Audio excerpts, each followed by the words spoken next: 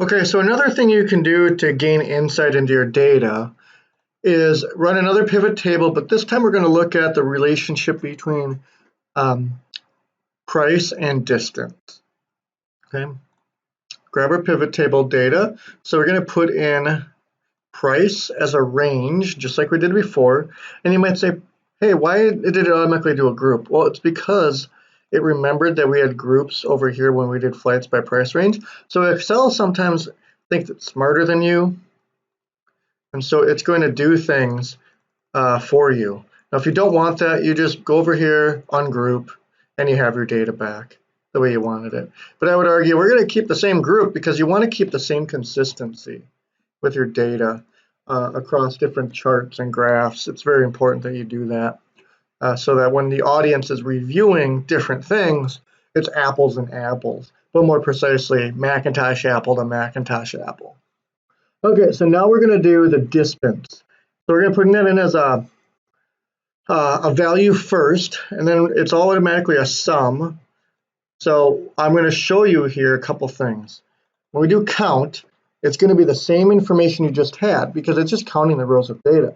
There's our 83,000 if you watch the previous video. That's not what we want. What we want is to bring that up as a column, and we're going to do the same thing here as we did before. And we're going to group this stuff. Now it's going to look a little confusing because it's in the blue over here, but this stuff was in the white. But we're going to right click here, go to group, and do the same procedure. Now we have 168 to 930. I'm going to just bump this down to 100. And if you know much about histograms or if you think about the data, yes, I'm biasing the data now by starting it at 100. What I mean by that is we know there isn't any data between 100 and 168. So there's really only 20 or 32 units of data that could possibly fill up in this area. Whereas once we go from the by area, we're going to obviously all these other ones have a greater chance of data being in those areas simply because we didn't restrict them. Right? So if we do it this way, we're going to have 10 of these things. That's too many. Let's go down to 200. You might argue, why not 300 to keep it consistent? We could do that, but here's the other thing too that I didn't mention yet. It really depends on your data. So just because I do 300 here and 200 here doesn't mean it's the right way to do it. Maybe you get more information out of it if you do indeed group it by 300. Yes, it reduces the number of columns, which can be important, but at some point, why not just do 600 and then just have 2 columns or 3 columns? At some point you got to cut it off.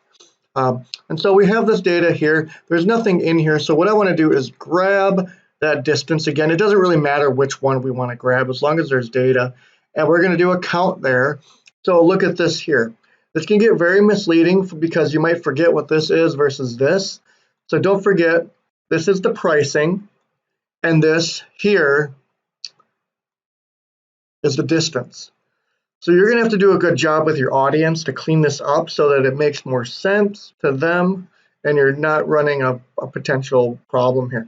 So what this is saying is there aren't any flights that cost $1,500 to $1,800 that are between 100 and 400 of distance. And likewise, for some reason here, there aren't any $300 to $600 flights that run 700 to 1,000 distance. To me, that makes sense.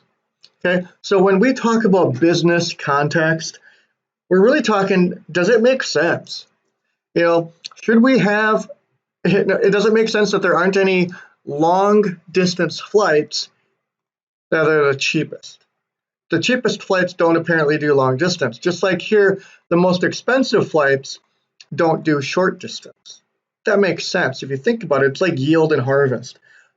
The more expensive the flight, the more distance we would expect the flight is. Or the cheaper the flight, the less likely that it's going to be a very long flight. Okay, so we can go ahead and make a chart out of this. Again, a pivot table of some sort. I just love this stuff.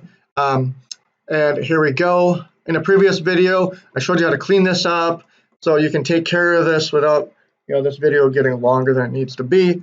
But essentially now we have this information. And that now the legend is important because we have 3 different situations that we want to map out here.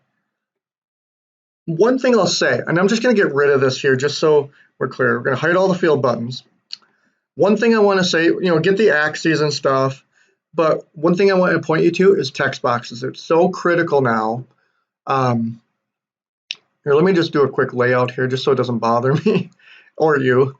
So quick layout, but I want to go up here into insert, text box up here, and I want to put a little text box here that says no flights, no flights, at a price level, no flights for, 1,500, 1,800, below, what was our range there? 100, distance of 100. 100 to 300 or 400. Okay. Now we'll shrink this down so we can see it all. There. We'll shrink it down a little bit more. Get rid of that to 400. Okay. So now you have a note in here for the audience to look at, and maybe you want to position it. There we go. Kind of tricky. Position it right there because you want to do another one here. No flights. At cheap, no flights at cheapest level for over 700 or 1,000. It might be your next one here. And the reason for that is your audience might be like, oh, did you do your chart right? Why isn't there a stick here? Here, see it here, here, here. Oh, there's something here. Point being, you're trying to alleviate any concern or questions that your audience is going to have.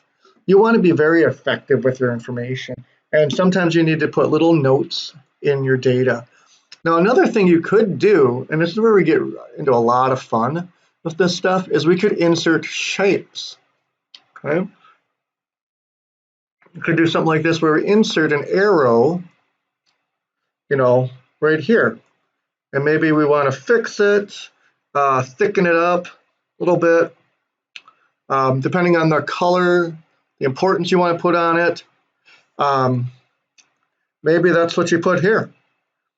And that might be awesome. And maybe you can switch it off a little bit, depending on what your chart looks like. I'm not suggesting you do this for all situations, but I just want to show you the tools. And now we have that. Now, some people might twerk their head and try to figure out how to read that. So maybe the best approach is to keep it right here and shorten it up. And maybe bold it. There we go. So maybe something like that. And then you can go a little crazier if you want to with a background or something like that. Just be careful when people print this off, and you want to make sure your background is solid with the color scheme that you've chosen. So no light colors on light background, stuff like that, etc. So there, you got something nice there. Now I would argue that we should just keep the black so it doesn't match with the arrow, so that could get kind of annoying pretty quick. And then you might do one over here as well for long distance flights at the cheap level. There just aren't any. So hopefully that was helpful for you. And again, I do know I didn't do the axes or the chart. I didn't want to make this video longer than it needed to be.